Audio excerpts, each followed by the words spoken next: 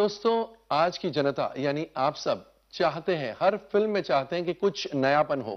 और इस हफ्ते की जो रिलीज है 1/2, उसके ट्रेलर सजेस्ट करते हैं that it has a lot of novelty. शायद इसी वजह से इस फिल्म का बेसब्री से ऑडियंस को इंतजार है। और आज हमारे स्टूडियो में इसी फिल्म की leading lady Preeti Desai and lady director Devika Bhagat है। Let's welcome them. Welcome to ETC Bollywood business. Thank you so much for having us. Preeti ji, मुझे ये बताइए, बटरफ्लाइज इन द स्टमक या बहुत कॉन्फिडेंट है आप? नहीं, बटरफ्लाइज तो है एक्चुअली। बटरफ्लाइज नहीं, क्रोज है। क्रोज है। कॉ कॉ कॉ। या कॉ है, ठीक ठीक ठीक नहीं है, डेफिनेटली कॉ है। But no, I am excited. Butterflies, या I want to see the reaction for the film for sure. आपकी डायरेक्टर इन पहली फिल्म होगी बतौर डायरेक्टर, लेकिन इनका body of work is quite good. In fact बड़ी बड़ी फिल्मों के साथ स्क्रीन प्ले डायलॉग्स के साथ जुड़ी है, तो that gives you a comfort level. I think I got the comfort level क्योंकि I know Devika anyways. And yeah, I've seen her graph of work. Also, when you know someone on a personal level, you know what they're capable of doing. So I think वो भी था। दोस्ती यारी। दोस्ती यारी, yeah. And I think I knew straight away जब story का idea जब देविका ने मुझे कहा, तो instantly मुझे इंटरेस्ट हुआ। मुझे लगा कि हाँ, I want to do this. And then जब नरेशन हुआ, स्क्रिप्ट मैंने पढ़ा, तो मैंने सोचा हाँ, she knows her stuff. It's something fresh, something new. So yeah, I think I'm quite confident in her. क्या बात है। देविका जी, आप बड़ी बड़ी फिल्में लिखी है आपने, कहीं स्क्रीन प्ले, कहीं डायलॉग्स। ऐसे सोचा था कि जब आप डायरेक्टर बनेगी एक बहुत बड़ी फिल्म के साथ बनेगी, but you have chosen to become director, to turn director with a relatively small film. ऐसा क्यों? वैसे जो मेरी सेंसिबिलिटीज हैं राइटर और डायरेक्टर की हैसियत से, वो हमेशा छोटी फिल्म की तरफ थी।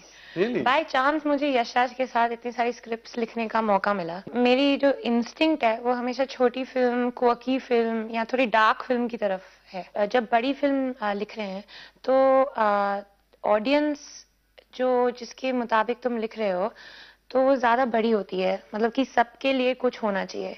पर जब छोटी फिल्म लिख रहे हो और छोटी बजट हो, तो नीश ऑडियंस के लिए लिख सकते हैं, तो ज्यादा डायरेक्ट होता है। rather than थोड़ा ये थोड़ा वो, थोड़ी खिचड़ी।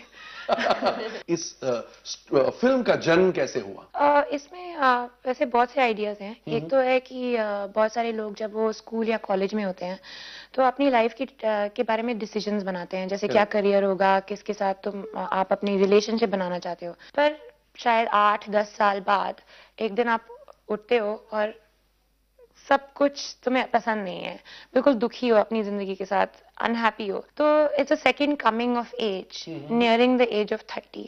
और दूसरा है कि इट्स अ कॉन्सेप्ट, इंग्लिश में बोलते हैं 6 डिग्रीज ऑफ सेपरेशन, कि किसी तरह आप सब लोगों के साथ इस दुनिया में कनेक्टेड हो, शायद आप जानते हो या ना जानते हो। तो वो है दूसरी आइडिया इस फिल्म की, कि हम सब एक तरह से कनेक्टेड है। So you approached Abhay Deol to produce the film, या अभय आपके पास आए कि एक फिल्म बनानी है? किस तरह? I just want to understand how this entire project took off. जब मैं अभय से मिली थी तो हम दोनों स्ट्रगलिंग के फेज में थे। तो अभय को पता था हमेशा कि मैं मुंबई शिफ्ट हुई डायरेक्टर बनने के लिए। तो 1 साल, 2 साल, 3 साल अभय ने मेरी 2 स्क्रिप्टों में काम किया है। एक तो है मनोरमा 6 फीट अंडर और दूसरी आयशा। और मैं बस लिखती गई और डायरेक्टिंग का सपना पता नहीं कहाँ चला गया। तो एक दिन अभय ने फोन किया और बोला, बस काफी हो गया, इतनी लेजी होने की जरूरत नहीं है, अपनी स्क्रिप्ट लिखो और डायरेक्ट करो, मैं प्रोड्यूस करूंगा। फिर मैंने उन्हें 1/2 का आइडिया नरेट किया, उन्हें बहुत पसंद आया। तो उन्हें बोला ठीक है, तो किसे कास्ट करें, क्योंकि मैं तो इसमें एक्ट नहीं करने वाला। अच्छा, अगर मैं प्रोड्यूस करने वाला हूँ तो मुझे प्रोड्यूसर बनना है, मुझे एक्ट नहीं करना है इसमें। दोनों काम साथ साथ शायद बहुत मुश्किल हो। तो मैंने बोला ठीक है, मैंने बोला मुझे प्रीति के साथ काम करना है। तो बोला अगर प्रीति को फिल्म में लूंगा तो लोग समझेंगे कि गर्लफ्रेंड है, उसके लिए पिक्चर बनाई है। आपने तो उनका नाम ही नहीं बोला।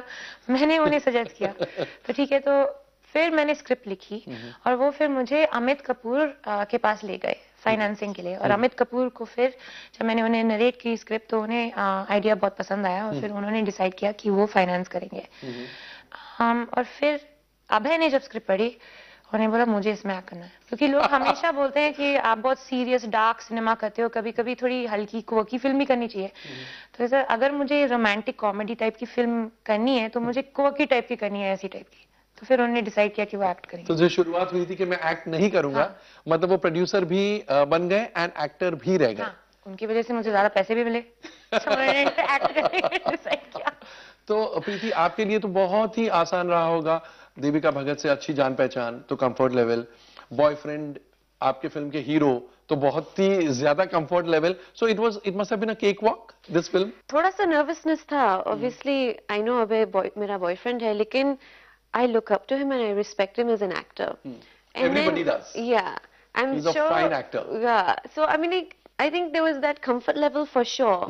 I was confident in Devika also and the script, and the whole unit, the whole crew was like a big family, you know. At the end of the day, there was also this tension. I was like, oh my God, I have to perform. I have to do, you know, because a lot of people are going to watch and say, हाँ ये कर पाएगी कि नहीं, you know, like they'll be watching. Yeah, there's almost this kind of thing. Okay, Abhay is a good actor. Will she be a good actor or not? So I was like, oh God, what have I got myself in for? But yeah, I mean, no, I think I worked a lot harder for sure. I think definitely they pushed me a little bit harder as well, because obviously, you know, they're also, he was also worried a little bit. I don't know, you'll have to ask him, but no, there was a comfort level for sure. और हाँ, मजा भी आया actually set पे, हमारा और bond भी हुआ.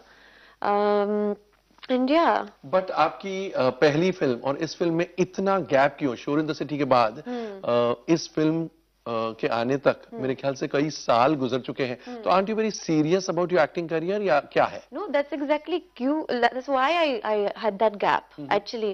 क्योंकि Shore in the City, see, I wasn't ready to do films then, but Shore in the City came along and I wanted to take the opportunity to test the waters. तो मैंने सोचा okay, मैंने किया और मुझे लगा कि हाँ, this is what I want to do. I took that break. After Show in the City, I decided, because I was modeling. Correct. So मैंने सोचा कि to be taken seriously, I need to stop the modeling side and concentrate fully on the acting side. And that is to go out there, see what work is out there in the industry, see what scripts are out there, see what directors are out there that I want to work with, what kind of, you know, the kind of work they do. So I needed to do that. So I needed that time, and I wanted to be taken seriously as an actor. So I thought, I don't want to jump into something which I don't know anything about. I want to train. I want to work on my Hindi also. So I did that, and I think, yeah, it was hard being that patient, because you know, there was work coming, and I was like, oh, shall I take it? Shall I take it? But then I was like, no, I have to wait. I have to concentrate, and I have to work on myself. So मतलब आप जल्दी में नहीं थी कि मैं grab कर लूँ जो भी मेरे हिस्से आए. हाँ, I think it's very important कि, you know, जो, and I'm glad I waited, because then 1 by 2 came along, and I think it's the perfect film for me, you know, because the script, the story, even my character, you know, the character that I've got is like a nice, juicy, meaty role. You know, she's got purpose in the film. It's not like, हाँ, okay, मैं खाली 4 गाने गा दिए. Exactly. और you know, एक line है बस पूरे film में, और मैं Friday जाऊंगी और मैं I'll be looking for myself. किधर हूँ? You know, I don't want to do that. So, but no, I needed that time, and I think I'm glad I took that time. I know a lot of people were like, no, you shouldn't go away because people forget you. I was like, it's okay, that's fine. I'll, you know, if what's meant to be is meant to be, and if I come back and make an impact, then let's see. Correct. और देविका जी, आपने प्रीति देसाई को क्या इसलिए चुना because Abhay sir I want to produce a film, तो आपने सोचा कि नेचुरल करोलरी है कि अभय देओल की गर्लफ्रेंड इस फिल्म में होनी चाहिए? उससे पहले एक साल के लिए हम दोनों डिस्कस कर रहे थे कि काम करना चाहिए. क्योंकि क्या हुआ कि जब नवदीप सिंह रॉक द शादी बना रहे थे, तो उन्होंने मुझे एक NRI एक्सेंट कंसल्टेंट की हैसियत से बुलाया था, बस ऐसे. तो प्रीति और मैंने 2 दिन के लिए काम किया था, जब मैंने उसे अमेरिकन एक्सेंट सिखाई थी. तो उस एक्सपीरियंस के साथ हमें इतना मजा आया था साथ काम करते हुए. She understood my language, I understood her language. तो मुझे ये पता था कि मुझे प्रीति के साथ एक दिन काम करना है। अब तक तो आपने स्क्रिप्ट्स लिखी थी, हाँ जी। कहीं स्क्रीन प्ले, कहीं डायलॉग्स, और इस बार पूरा भार, फिल्म को डायरेक्ट करने का भार आपके कंधों पर था। हाउ डिफिकल्ट या how easy was it? What is more difficult? वैसे तो मुझे लगता है इस एक्सपीरियंस के बाद कि writing scripts for other people ज्यादा डिफिकल्ट है। रियली? क्योंकि मेरी जो सेंसिबिलिटी है वो एक तरह की है और लोग मुझे काम देते हैं मेरी सेंसिबिलिटीज के लिए। पर जब मैं किसी डायरेक्टर या प्रोड्यूसर के लिए स्क्रिप्ट लिख रही होती हूँ तो उनकी विजन की तरफ डायरेक्ट करना पड़ता है। मैं अपने आप को एक फैसिलिटेटर बुलाती हूँ। कि उनकी विजन को मैं आप ट्रांसलेट कर रही हैं स्क्रिप्ट में। एग्जैक्टली। पर जब मैं अपने लिए लिख रही थी स्क्रिप्ट तो कोई रुकावट नहीं थी, कोई बाधा नहीं था, कोई ऐसा थॉट नहीं था कि उन्हें पसंद आएगा कि क्या मैं उनके मुताबिक स्क्रिप्ट लिख रही हूँ। बिल्कुल फ्रीडम था, ऑलमोस्ट जैसे कोई भार उठ गया मेरे से। अब सिर्फ आप अपने लिए ही लिखेंगी? अभी तक तो ये प्लान है, पर अगर मुझे कोई आइडिया आया जो मुझे लगता है कि मैं डायरेक्ट नहीं कर सकती तो मैं जरूर किसी और को ऑफर करूंगी। मुझे ये पता है कि मुझे राइटर ऑन कमीशन नहीं बनना। मुझे अब अगर मेरे पास कोई आइडिया है तो मैं वो लिखकर फिर किसी को ऑफर करना चाहती हूँ। ऐसा नहीं कि कोई आपको अप्रोच करे और उनकी खुद की आइडिया दें और आप लिखे। What is more interesting, to put your thoughts down on paper या to translate those thoughts onto celluloid? दोनों का अलग मजा है। जब अकेले कमरे में लिख रहे हो तो आपका बेबी है, जैसे आप उसे देख रहे हो वैसा है। पर जब शूट कर रहे हो तो आपकी विजन है, आपके एक्टर्स की विजन है, प्रोडक्शन डिजाइनर, सिनेमाटोग्राफर। अच्छा, बहुत सारे लोग एग्जैक्टली। तो जब मैं स्क्रिप्ट लिख रही होती हूँ तो बस मैं एक सोलो पार्टी हूँ, पर जब डायरेक्ट कर रहे हो तो it's almost like you are the conductor of an orchestra. सब लोगों को एक ही विजन में लाना है। तो दोनों का अलग अलग मजा है। But now that I have directed a full film, shooting is more fun. Preeti, आप इस फिल्म में एक डांसर की भूमिका निभा रही है, तो डांसिंग का शौक पहले से है या इस फिल्म के लिए शौक डेवलप करना पड़ा? No, I had no training.